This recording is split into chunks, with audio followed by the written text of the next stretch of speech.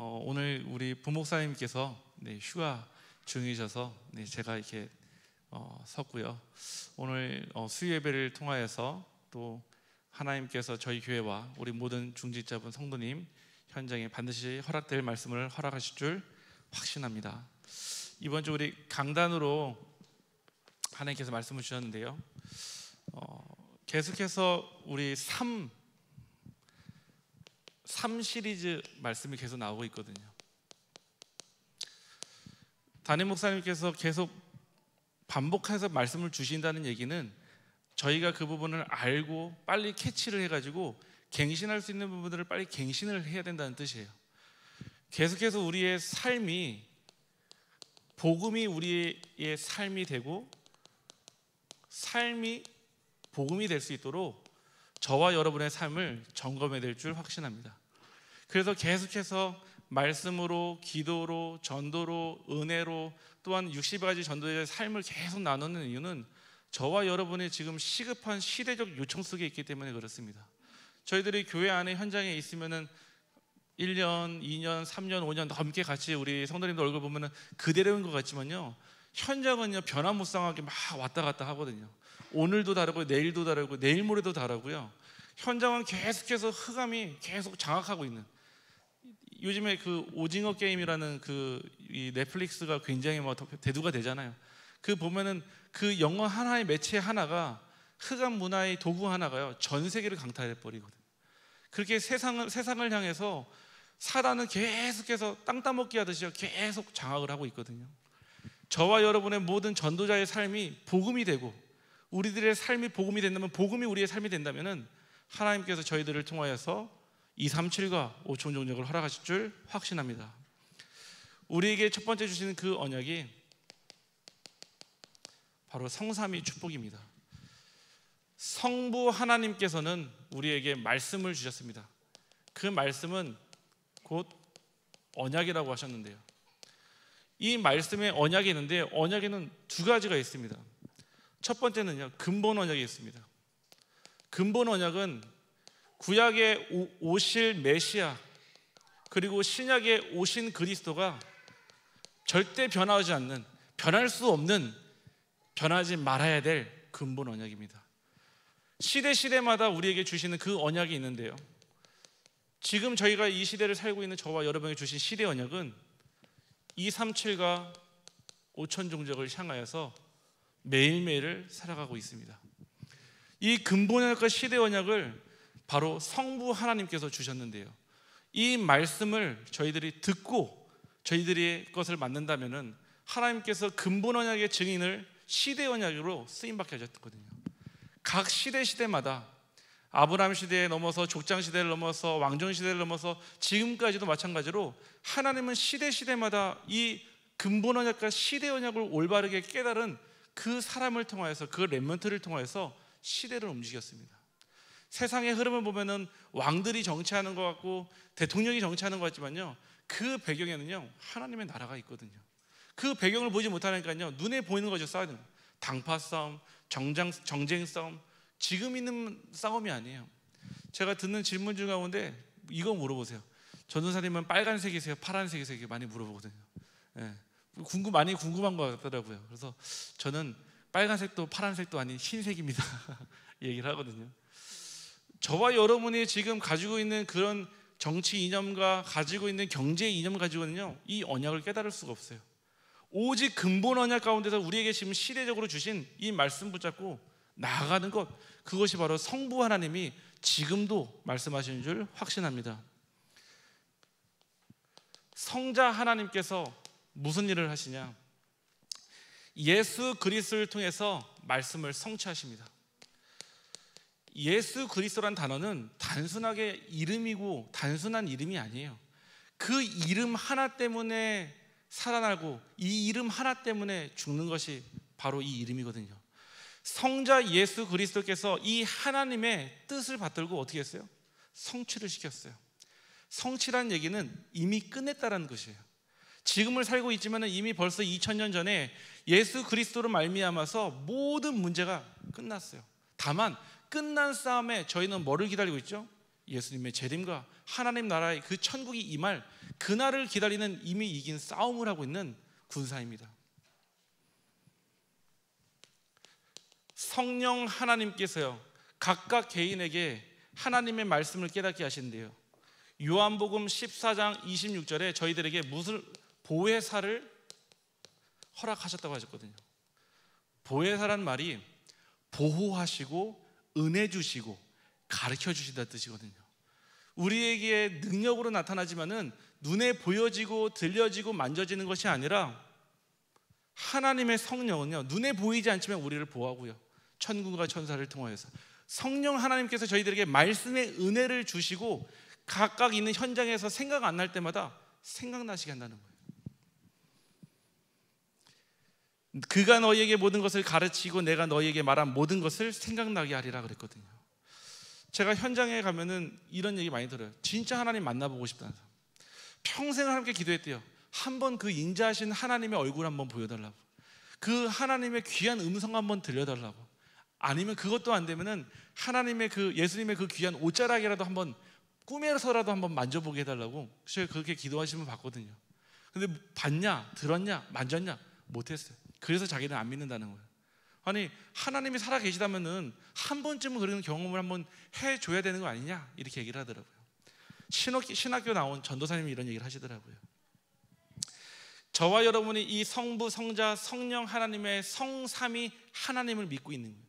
지금도 동일하게 성부 하나님과 성자 하나님, 성령 하나님이 동일하게 역사하고 계십니다. 그때 이 말씀의 능력과 특징이 있는데요,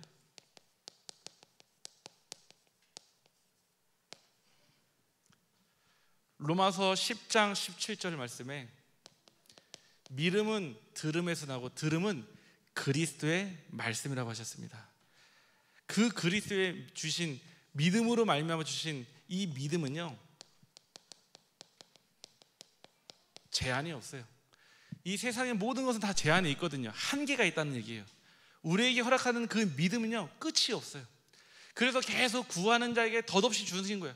끝까지 가는 게 없어요. 끝이 없기 때문에요, 구하는 자에게는 끝없는 믿음을 주시는 거예요. 구하지 않는 자에게는 절대 믿음이 나타날 수가 없는 거죠. 누가복음 17장 20절에요. 이르시되 너희 믿음이 작은 까닭이니라. 진실로 너희에게 이르노니 만일 너희에게 믿음이 겨자씨 한 알만큼만 있어도 이 산을 명하여 여기서 저기로 옮겨지라 하면 옮겨질 것이요 또 너희가 못할 것이 없으리라 그랬거든요. 겨자씨 그 작은 한 알로도 산을 옮길 수 있다고 그랬어요. 저희들이 믿음을 갖기 위해서는요, 반드시 들어야 돼요. 그리스도의 복음의 말씀을요, 한 번 들은 걸로 충격받은 걸로 끝나는 게 아니라 매일 매 순간 항상 시간 날 때마다 어떤 장소에 있든지 우리는 말씀을 들어야 될 줄 확신합니다. 오늘 그 불렀던 찬양처럼 나 항상 듣던 말씀, 나 항상 듣던 말씀 계속 들어야 돼요. 똑같은 그리스도가 선포되어지면요, 매일매일 달라지거든요. 그 성부, 성자, 성령 하나님이 역사하시는 그 말씀의 능력은 지금 이 순간도 역사하고 계십니다. 두 번째, 신명기 30장 19절입니다. 우리의 앞에 생명과 사망, 복과 저주가 있다고 그랬거든요. 두 길밖에 없다고 그랬을 때 회색지는 없거든요. 중간은 없습니다. 그 프랑스의 어떤 철학자가 이런 얘기를 했죠. 인생은 BCD다 이렇게 했거든요. BCD 아시죠? 많은 분들 이게 예화를 많이 들잖아요. 태어남과 죽음 가운데 무수히 많은 선택이 있다는 거죠. 선택 가운데. 그래서 태어나서부터 죽으면서까지 모든 인생은 선택을 한다는 거예요. 장폴 사르트르가 얘기했나요? 근데 저희에게 있어서는요, 이 말이요, 트랜스퍼 돼야 돼요. 이 시는 저희에게 있어서요, 선택할 수 있는 길이에요. 오직 그리스도를 선택하냐, 아니면 사망과 저주인 이 재앙을 선택하냐. 저와 여러분에게는 늘 항상 선택은 두 가지밖에 없어요. 정말로 생명과 복의 길이냐, 사망과 저주의 길이냐. 그 길 가운데 저와 여러분이 이 자리에 참석해 있고 저와 여러분이 있는 현장에서 이 말씀 듣고 누린다면은 하나님께서 저희 인생을요, 태어남과 죽음 가운데서 그리스도가 주인 될 줄 확신합니다. 우리에게 주신 자유의지가 있거든요. 이 자유의지는요, 하나님께서 우리에게 방종하라고 주신 게 아니에요. 방종이라고 하면요, 내가 되어진 신분을 가지고 내 마음대로 하는 거예요. 자유와 방종의 차이가 있다면요, 자유함은 말씀에 붙잡힌 바 된 것이고, 방종은요, 말씀과 상관없는 나의 행동이거든요. 여러분들에게 자유의지를 주신 것은 하나님 주시는 말씀의 법 안에서, 생명과 성령의 법 안에서 하나님 주신 모든 것을 정복하고 다스리고 충만하고 번성하는 응답을 주신 거거든요. 그래서 이 자유의지를 우리는 어디에 안에서 사용해야 되냐? 오직 그리스도 안에서만 사용이 가능해요. 너희 안에 착한 일을 시작하시는 이가 그랬거든요. 정말 구원받은 사람은요, 자살할 수 없어요. 정말 구원받은 사람은요, 살인할 수 없어요. 정말 구원받은 사람은요, 도적질할 수 없어요. 저는 실수를 얘기하는 게 아니에요. 과실치사를 얘기하는 게 아니에요. 무엇인가에 사로잡혀가지고, 무엇인가에 들려가지고, 무엇인가에 시달리면서 일어나는 일들을 얘기하는 거죠. 자유의지를 가지고 우리들의 삶이 창세기 1장 27절 하나님의 형상을 가지고 생육하고 번성하고 충만하고 다스리는 모든 은혜를요, 어떻게 해요? 누리도록, 나를 넘어서 다른 사람에게, 다른 사람을 넘어서 우리 후대들에게 전달되는 하나님 안의 방법입니다. 그래서 우리들의 이 삶이 어떻게 하나님의 말씀으로 살 수 있냐? 말씀으로 사는 삶은요, 바로 예배입니다. 예배는요, 하나님의 시간표의 기준이에요. 우리가 시간의 기준이 있잖아요. 시가 있고요, 분이 있고요, 초가 있고요, 또 초를 더 나누면 밀리초까지 있겠죠. 하나님의 이 시간표는요, 예배가 기준이에요. 창세기 2장 3절 말씀에 보면요, 거룩하게 하나님께서 안식을 하셨다고 하셨거든요. 하나님께서 세상 모든 만물을 다 만드신 다음에 마지막 하나님께서 주일이라는 시간표를요, 하나님이 만드셨어요. 그게 뭐예요? 예배잖아요. 창세기 12장 7절 말씀에 보니까요, 아브라함을 부른 다음에 아브라함이 갈대우르고 해서 본토압의 친척에서 나온 다음에 뭐 했냐? 제단을 쌓았거든요. 출애굽기 3장 18절에 이스라엘 백성들을 데리고 나와서 뭐 하도록요? 희생 제사 지내도록 했습니다. 그래서 이 예배는요, 하나님의 시간표의 기준이에요. 그래서 우리가 하나님의 시간표 속으로 들어간다는 말은 즉은 하나님께서 허락하신 예배 속으로 들어간다는 뜻이에요. 그래서 예배 시간이 우리의 모든 인생의 시간표인 거예요. 근데 우리는 대부분 우리의 시간표 속에 예배를 넣잖아요. 우리의 시간표 속에 예배를 끼워 맞추거든요. 하나님께서는 예배라는 것을 시간표를 정하시고 우리의 삶을 그 속으로 들어오기를 원하십니다. 그래서 하나님의 절대 시간표인 이 예배 가운데 저희들이 거한다면은 말씀으로 사는 삶이 흐름이 될 것이고, 그 흐름이 우리의 삶에 엄청난 영향을 줄 줄 확신합니다. 두 번째는 기도인데요, 이 기도는 체험이라고 하셨습니다. 체험이라는 게 보여지고 들려지고 만져지는 체험이 아니라 하나님의 말씀이 나와 함께하는 임마누엘의 체험이거든요. 제가 한 달 전에 어떤 분 소개로 그 벌곡에 있는 일봉산 힐링센터에 갔다 왔어요. 그 논산하고 계룡 사이에 있는 일봉산이라는 데 가니까 어떤 이제 그 기도원을 운영하시는 목사님이 있는데, 이제 기도원을 이제 초월해 가지고 이제 기도원 원장들을 가르치는 그런 힐링 센터예요. 그래서 딱 가보니까 바로 그 기도원 바로 옆에가 그 무속인 기도 도량이 있더라고요. 굉장히 더 크게. 그래서 이제 영적 싸움을 많이 하겠구나 이런 생각이 들었어요. 그래서 이제 제가 가서 우리 그 목사님께 여쭤보니까 요즘에 저 무속인이 요즘에 막 기를 많이 이렇게 잘 저기 하고 있다더라고요. 자기가 그 기에 많이 눌리고 있대요. 왜 그러냐면은 거기에 그 정승 같은 걸 세웠는데, 그 무속인 앞에 입구가 이쪽으로 되어 있는데 일부러 그 기도원 방향으로 해서 두 개를 딱 세워버렸어요. 키가 2m가 넘는 거를. 그러니까 지나갈 때마다 목사님 볼 때마다 막 눌린다는 거예요. 그래서 요즘에는 원장들 데려와서 이렇게 치유 막 은사 막 이런 거 하면은 능력이 안 나타난다는 거예요. 그래서 좀 이게 용하다는 전도사님 얘기 듣고 좀 모시고 싶다고 그러더라고요. 그래서 제가 같이 갔어요. 얘기를 들었는데요, 제가 지금 목사님하고 대화를 하는 건지 무속인이랑 대화하는지 모르겠더라고요. 막 보여지고 막 날라다니고요. 근데 가자마자 뭔가 막 약초물부터 주는데 안 먹고 싶더라고요. 안 먹어요. 그러니까 뭔가 체험할 수 있는 막 도구들이 막 있는 거예요. 도구들이 각 방마다 다 있는데요, 깨끗하게 다 치워놓고 거기서 마냥 신비, 은사 체험, 여러 가지 막 신유 역사 이런 거를 준비를 싹 해놨어요. 이 목사님은 그 일의 증인이라. 어떻게 증인이냐, 올해 75 되셨는데 그 스키니 바지 쫙 입고요, 5cm짜리 힐 딱 신으시고 자켓 딱 입고 머리 쫙 넘기고 다녔어요. 75세 할머니가.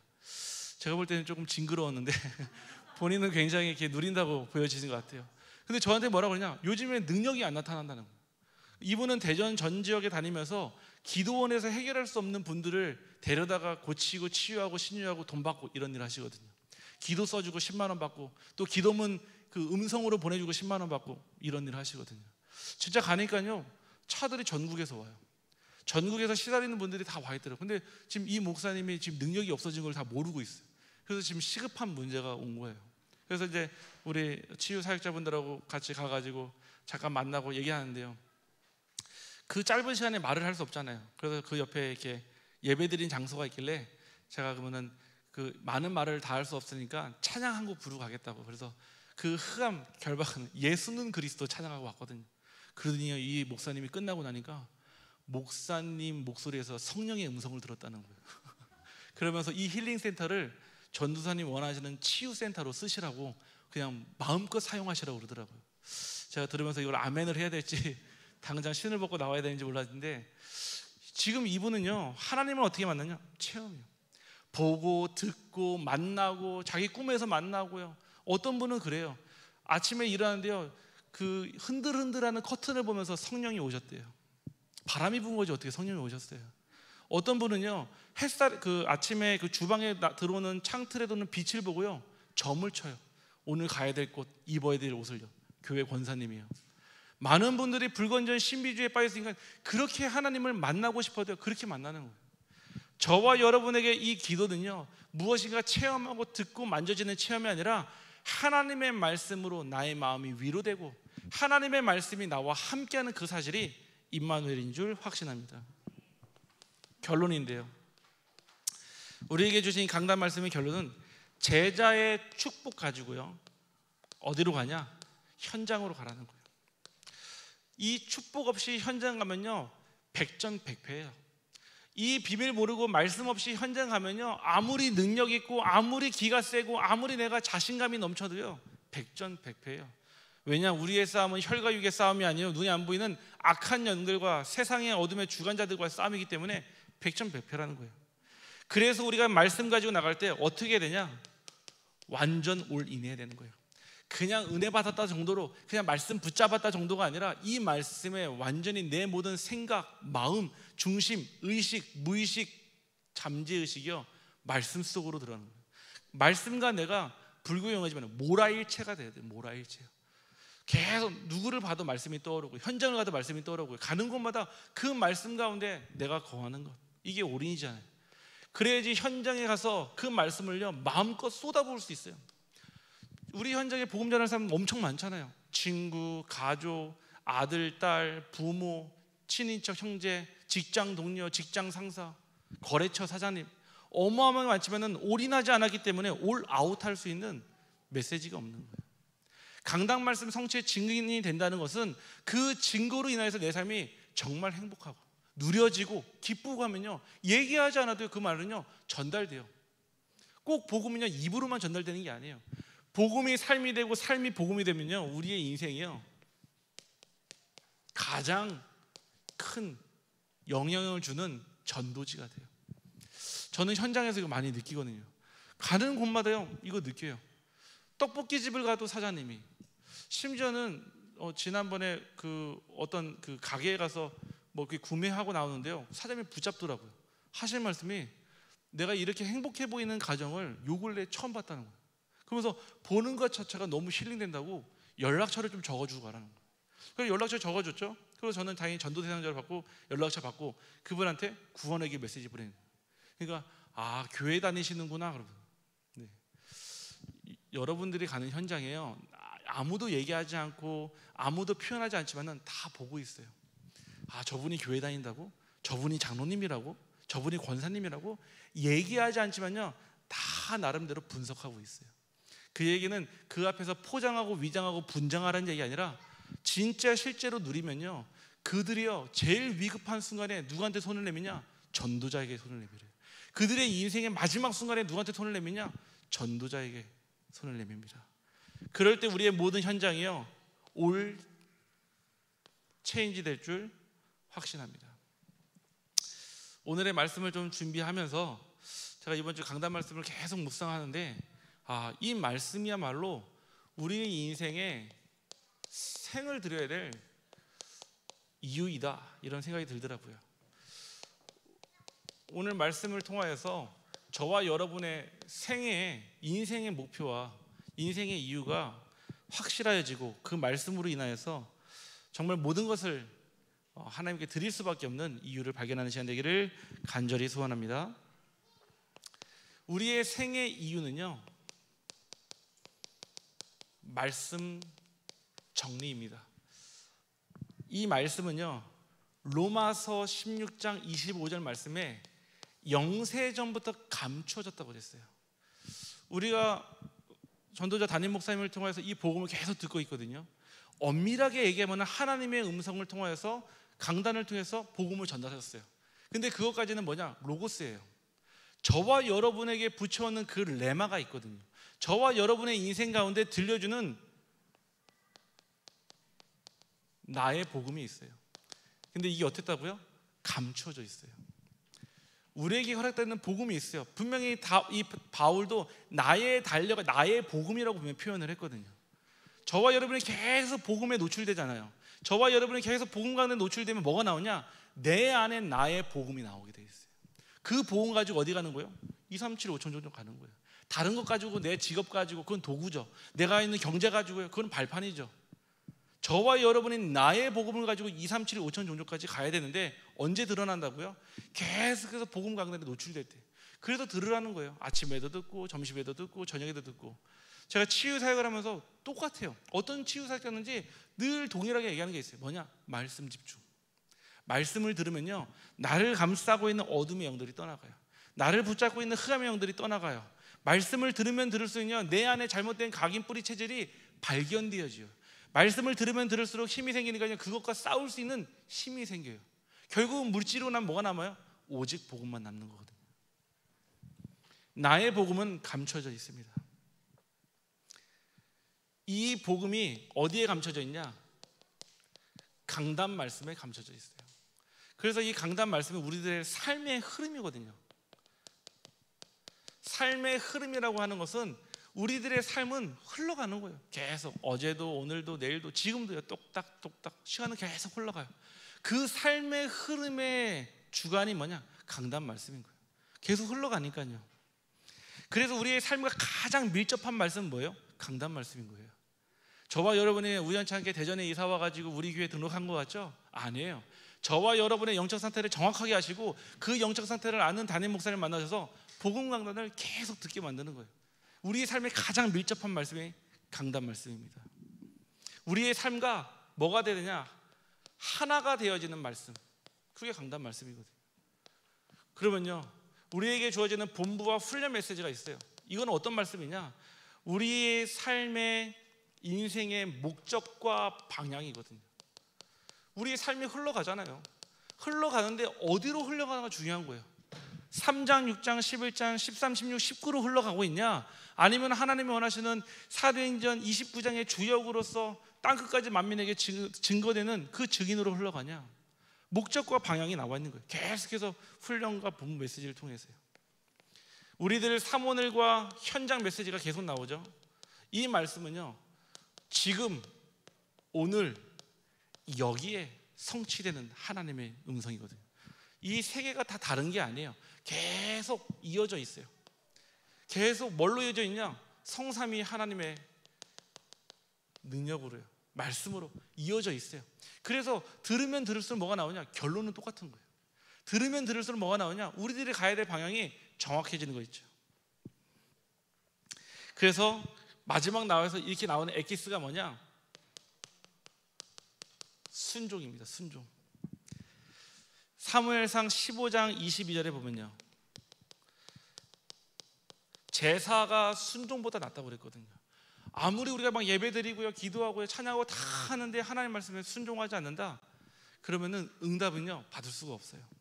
결국 하나님 말씀에 순종하는 자에게 그주그주 나오는 강단 말씀과 본부와 훈련 메시지와 사모늘 말씀 가운데 내게 주시 부딪혀오는 그 하나님 말씀에 순종하는 자에게 하나님은 모든 응답을 예비하셨습니다.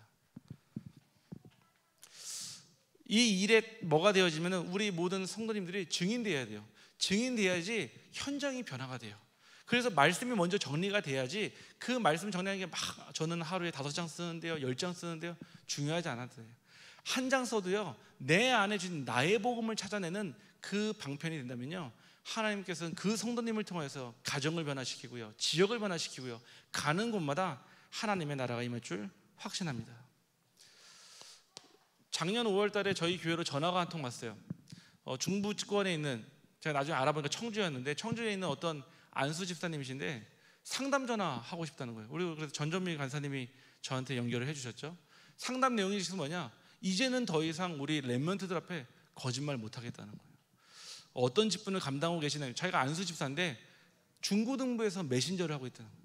근데 계속 복음 전하면 전할수록 자기 삶은 너무나 복음과 반대로 가고 있는데 이제는 더 이상 못 하겠다는 거예요. 자기 삶은 경제 문제, 자녀 문제, 이혼 문제, 거기다가 무기력, 정신 문제 와 있어서 아무도 모른대요. 다 그대로 포장되어 있대요. 계속 상담하는데요, 뭐가 없냐? 말씀 어마어마하게 들어요. 막 계속 막 훈련 말씀, 강단 말씀 다 듣는데 순종하지 않아요. 목사님의 가지고 있는 흠을 보고요, 뭔가 자기 마음에 들지 않는 모습을 보고 순종하지 않는 거예요.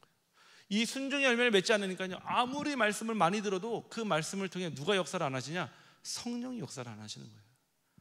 성령이 말씀을 통해 역사하세요. 반드시요. 하나님은 말씀이 하나님이고 요한복음 1장 1절에 하나님은 말씀이라고 하셨기 때문이에요. 그런데 그 말씀에 순종하는 자에게 역사하십니다. 그래서 저와 여러분이 주신 그 말씀에 순종해야 돼요. 순종이라는 건요, 복종이랑 달라요. 복종은 외압에 의해서 내가 무릎 꿇는 거예요. 내 의견은 그렇지 않지만 외압에 의해서. 여러분들은 복종하시겠어요? 순종하시겠어요? 순종은 따를 승에 엎드릴 종이거든요. 내가 스스로 볼런티어로 엎드리는 거거든요. 여러분에게 문제 사건이 막 와가지고 복종하느냐, 아니면 여러분의 삶 가운데 정말 하나님의 은혜로 순종하느냐는 여러분의 자유의지에 달려 있습니다. 저는 순종이 낫더라고요. 매 맞고 하면 좀 하나님 앞에 엎드리긴 하는데 아파요. 많이 아파. 저희 자녀들 키우면서 3번 체험했잖아요. 발 부러지고 화상 입고 그 다음에 막 숨 막히고 이 청색증 오고요. 제가 딱 3번 체험하니까요, 자녀들에 대해서는요 그냥 순종하게 돼 있더라고요. 모든 음성에 그냥 아멘하게 돼 있더라고요. 왜냐? 복종하고 나면 아파요. 상처가 남거든요. 이 말씀 정리가 되고 나면은 저희들에게 기도 정리가 반드시 필요합니다. 이 기도 정리는 뭐냐? 빌립보서 4장 6절에서 7절입니다. 아무것도 염려하지 말라 그랬거든요. 아무것도 염려하지 말라는 걱정, 근심, 연려 자체가 불신앙이에요. 근데 가장 큰 불신앙은 뭐냐? 말씀을 믿지 못하는 것. 그리고 믿지 못하는 그 말씀을 의지 않고 세상과 나를 의지하는 게 가장 큰 불신앙이에요. 뭐 하나님 말씀을 어기고 뭐 내 맘대로 사는 게 그게 불신앙이 아니라 하나님 말씀을 의지하지 않는 것, 하나님 말씀에서 모든 의미를 찾지 않는 것이 가장 큰 불신앙이거든요. 그래서 아무것도 염려하지 말라고 했고, 또한 우리에게 모든 일을 기도와 간구로 하라고 했습니다. 간구는 간절히 구하다는 뜻인 거죠. 그래서 말씀에 근거한 기도가 되어져야 되는 거예요. 막 내가 원하는 대로 나를 강화시키는 기도, 내가 원하는 기도, 내가 하는 영적 싸움이 아니라 하나님이 원하시는 영적 싸움, 하나님이 원하시는 기도, 하나님 주신 말씀에 근거한 기도가 될 때 비로소 하나님께서 역사하시거든요. 성령은 반드시 우리에게 사건과 만남을 통하여서 이 모든 것을 이루시거든요. 모든 일이라는 것은 사건과 만남이잖아요. 우리에게 허락되는 작은 만남이든 큰 만남이든 여러 가지 모든 만남들이요, 다 여기에 연결되어 있는 거 있어요. 기도와 연결되어 있죠. 세 번째는 마지막으로 감사함으로 그랬습니다. 이 감사함은요, 응답에 있고 없고 차이가 아니에요. 응답을 주셨으니까 진짜 감사하고, 응답 안 주셨으니까 조금 감사해서 기도하는 게 아니라 응답의 유무에 상관없이, 높고 낮음, 가지고 못 가지고에 상관없이 하나님께 감사함. 하나님의 전적인 은혜로 저와 여러분이 이 자리에 앉아 있잖아요. 그 은혜에 감사하는 것이 바로 우리들의 기도가 될 때, 그때 비로소 소통이 되는 거예요. 우리가 기도라고 하는 것은 인터랙션이에요. 쌍방이에요. 쌍방. 우리가 하나님께 기도하면은 하나님께서 바로 우리에게 띵동하고 답장을 주는 게 아니지만요, 반드시 말씀을 통해서, 사건과 만남을 통해서 하나님의 음성을 전달하시거든요. 그 모든 일에 우리가 기도와 간구로 감사함으로 아뢰고 있으면요, 모든 지각에 뛰어난 하나님의 그리스도의 평강이요, 우리의 마음과 생각을요 어떻게 딱 조정해요. 지키신다는 얘기는요, 조정한다는 얘기예요. 하나님 원하시는 방향대로 그 만남과 사건에 집중할 수 있도록. 제가 이제 그 많은 상담 받는 것 중에 후대에 대해서 상담 받는 경우가 있어요. 왜냐면은 그 새 자녀 있다는 게 이제 응답이고 증거잖아요. 어떤 가정에 거의 대부분 이제 뭐 난임, 그다음에 불임 같은 경우는 거의 없고 난임 같은 경우가 많이 있어요. 그러면 제가 꼭 하는 말이 있어요. 뭐라고 그러냐면은, 하나님께서 후대를 주셔야 될 이유가 있다면은 그 이유를 발견해야 된다. 그거를 이면계약이라고 얘기하는데, 후대에 대한 이면계약, 단순하게 그냥 나시린, 단순하게 이삭, 단순하게 바울 이런 거 말고, 이름 말고 이 가정에 반드시 주셔야 될, 왜냐면 우리 후대들은 삼신할매가 주는 게 아니잖아요. 결혼하면 당연히 낳는 게 아니에요. 하나님이 축복하시고 후대의 문을 열어주셔 주는 거잖아요. 혹여나 하나님이 주시지 않거든 더 큰 감사함으로 2, 3, 7과 5천 종족을 후대로 삼는 응답으로 누리라 그래요. 왜냐면 우리들의 후대는 DNA를 통해서, RNA를 통해서 눈에 보이는 후대로 주셨지만요, 하나님께서 2, 3, 7과 5천 종족을 후대를 품을 수 있는 마음을 주시는 이유는 우리에게 주시는 그 복음의 은혜가 너무나 크기 때문에 그렇습니다. 근데 우리가 눈에 보이는 후대에 집착하면요, 그 후대에 중독되면요, 뭐가 되냐? 안 보여요. 내 아이, 내 자녀가 끝이에요. 그게 후대고, 그게 2, 3, 7이고, 그게 5천 종족이 돼버리는 거예요. 그래서 우리들이 이 언약 붙잡고 감사함으로 기도하게 되면은 결국 우리 삶의 전도가 정리되어집니다. 전도가 정리될 때는요, 이유가 없습니다. 전도에 대해서 왜 이유가 없냐? 지상 명령이기 때문에. 예수님의 지상 명령뿐만 아니라 사도행전 1장 8절에, 마태복음 28장 18절에 20절 말씀에 오직 성령이 너에게 임하시면 너희가 땅 끝까지 만민에게 증인된다고 그랬거든요. 아버지와 아들과 성령의 이름으로 세례를 베풀고 분부한 모든 것을 가르쳐 지키게 하라. 볼지어다 내가 세상 끝날까지 너희와 항상 함께 한다고 그랬거든요. 이유가 없어요. 저와 여러분이 전도해야 될 이유가 축복받아야 되고, 우리 후대가 잘 돼야 되고, 우리 교회가 더 커져야 되고, 우리 구역이 더 잘 돼야 되고, 그 이유가 아니에요. 이유가 없어요. 전도는요, 하나님의 예수 그리스도의 마지막 우리에게 주신 유언이에요. 유언. 우리가 부모님 돌아가실 때 마지막에 그냥 이상한 말 하고 돌아가시는 거 아니잖아요. 그 자녀와 후손들을 향해서 정말 중요한 거 얘기하고 가잖아요. 제가 지난 3월 달에 어떤 장례식장에 사역 때문에 갔는데, 그 남편분이 밖에서 정말 망연자실한 얼굴로 계시더라고요. 근데 그냥 그 상주의 얼굴이 아니라 굉장히 낙심한 얼굴이었어요. 안에 들어가가지고 그 상주 아내 되신 분한테 물어보니까 아버님이 돌아가시면서 이렇게 얘기했대요. 내가 내 명예에 죽지 못한 거는 너 때문이야 그랬대요. 돌아가시면서 마지막 유언이, 내가 내 명예에 죽지 못한 거는 너 때문이야 얘기했다는 거예요. 어떻게 보면 평생 그 아들 못에 완전히 못을 박아버린 거예요. 그러니까 그 아들 머리에 나 때문에 아버지가 돌아가셨다 이 생각이 딱 잡혀있는 거예요. 그러니까 그 장례를 치는 동안요, 이 아들이요 정말 걱정되더라고요. 정말 극단적인 선택할까 봐 진짜 걱정되더라고요. 우리의 삶 가운데요, 마지막으로 어떤 유언을 남기는 게 너무 중요하거든요. 이 세상에서 공생의 33년을 끝내시고 예수님이 가셔서 하신 마지막 말씀이에요. 저와 여러분에게는 이유가 없어요. 전도하는데 저는 차가 없어요, 돈이 없어요, 직장 가야 돼요. 아니요, 이유가 없어요. 그래서 지상 명령이, 명령은요 내가 하고 싶으면 하고 안 하고 싶으면 안 하는 게 아니에요. 아니 군인이 위에서 명령이 내려왔는데 자기가 멋대로 판단할 수 있나요? 군대 용어에서 뭐라고 하나요? 이 상명하복, 위에서는 명령을 내리고 밑에는 복종한다 이러거든요. 저와 여러분에게, 우리 모든 성도님들에게는 전도와 선교에 있어서는 이유가 없는 줄 확신합니다. 그렇다면 저희들한테는 반드시 이유가 있어야 돼요. 왜 이유가 있어야 되냐? 생명 걸 이유를 발견해야 됩니다.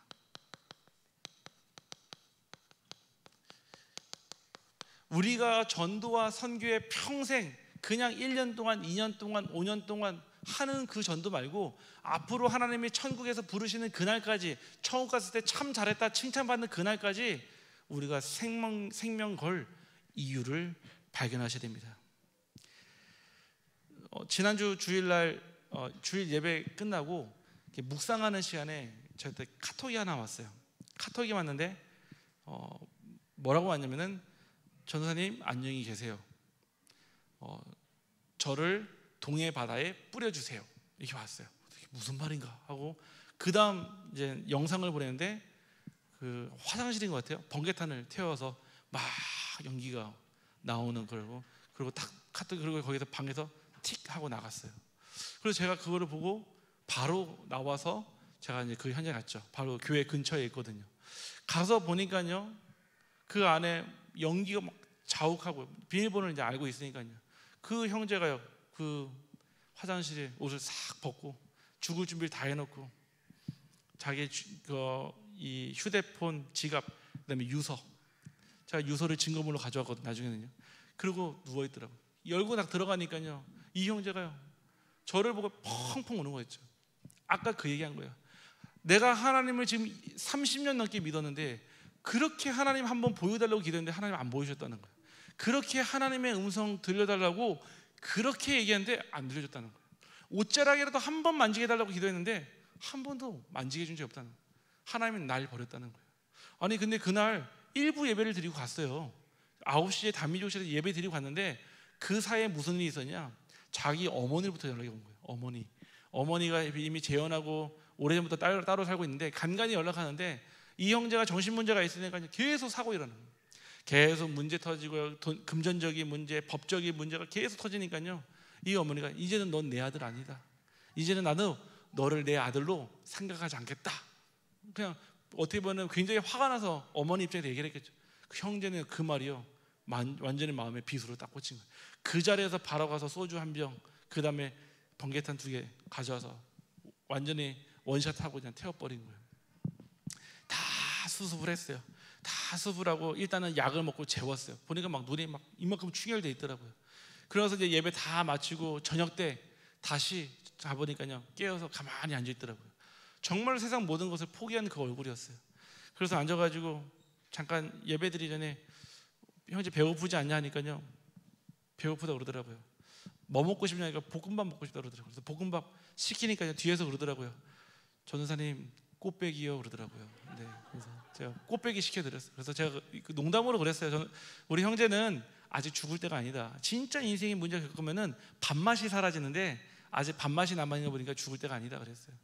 그래서 밥을 그 자리에서 막 계능감추도 다 먹더라고요. 먹고 나서 이 형제한테 얘기했어요. 형제, 하나님이 살아 계신다. 근데 나도 지금 30년 넘게 신앙생활 했지만은 한 번도 본 적 없고, 진짜 예수님 뒷모습도 본 적 없다. 진짜 그 빗줄기조차도 한 번도 본 적 없다.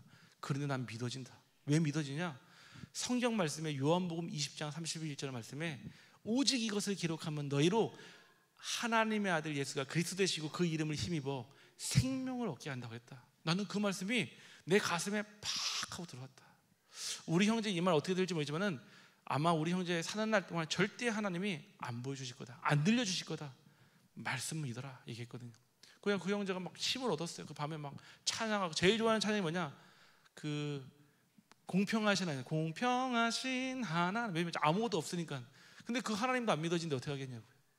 그래서 예배 다 드리고 다 마무리가 나왔어요. 그리고 다음날 힘없고 이제, 왜냐면 빚이 너무 많거든요.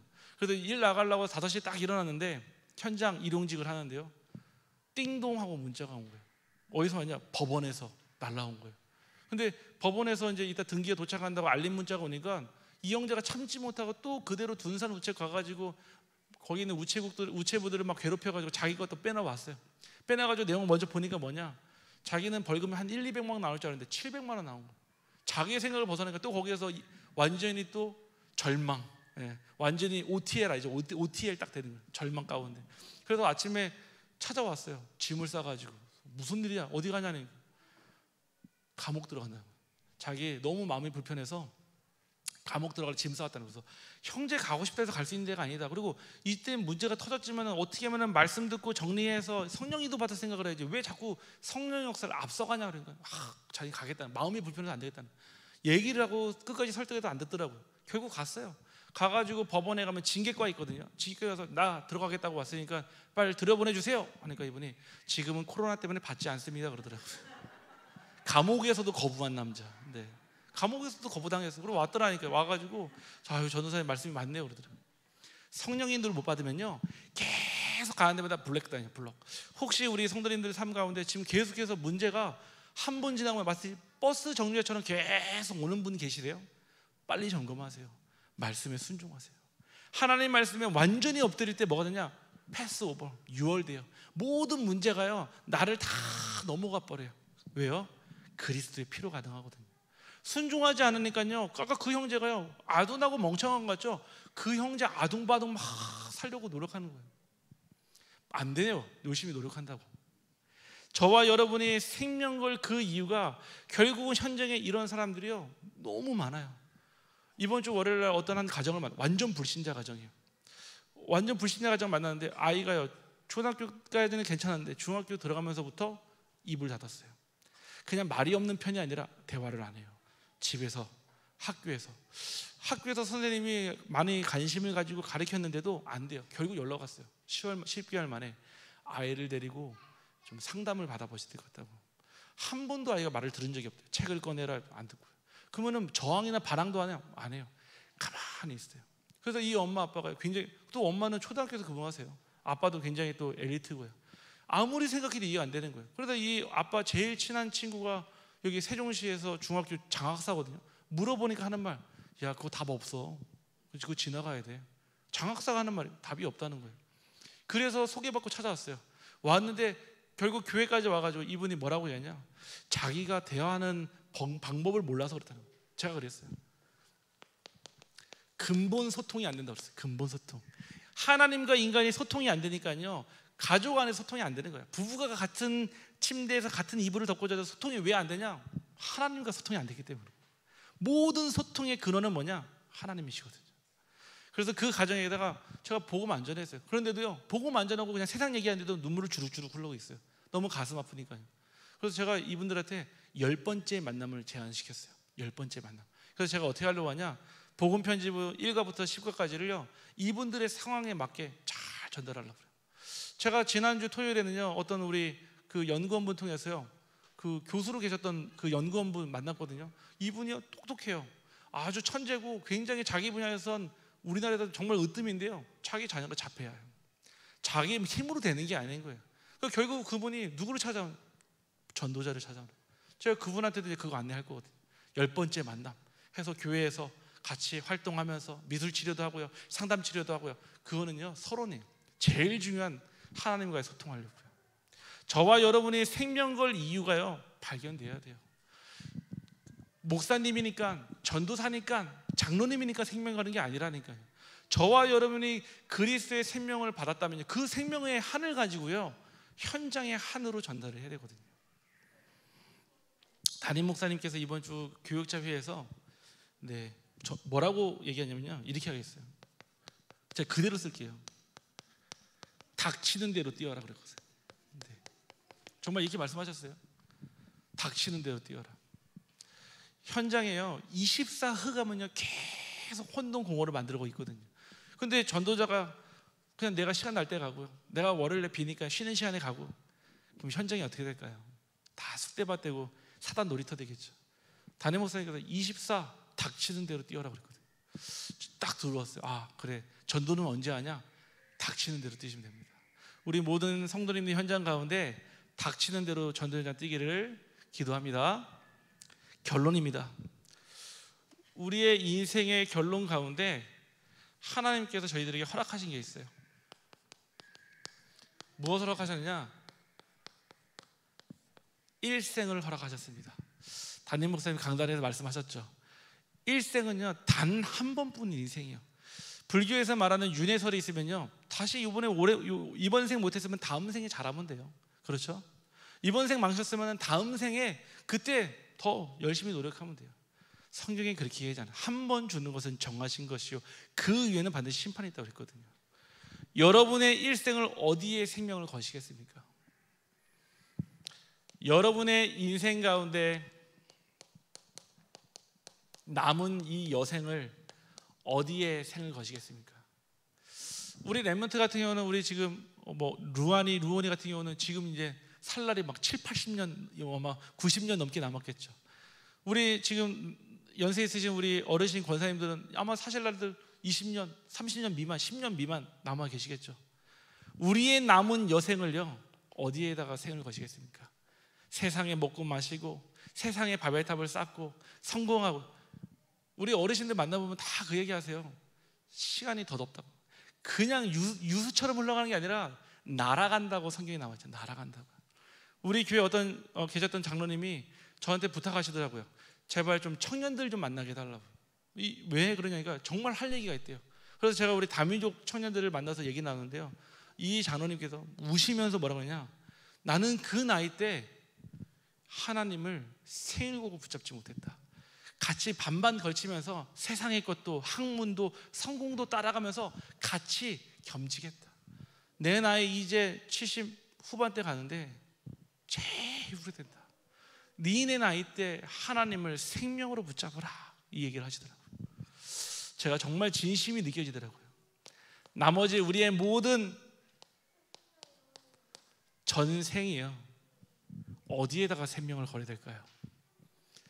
계속 이 영적 싸움에 결국 사단의 근간을 무너뜨린 것이 전도고 선교라고 그랬거든요. 말씀에서 나왔다면 저희들이 잘하든 못하든 상관없이 순종해야 돼요. 저희들이 잘하든 못하든 상관없이 어쨌든 계속 문 열어야 되고, 계속 되든 안 되든 1분 구원이든 3분 구원이든 상관없이 계속 복음 전해야 돼요.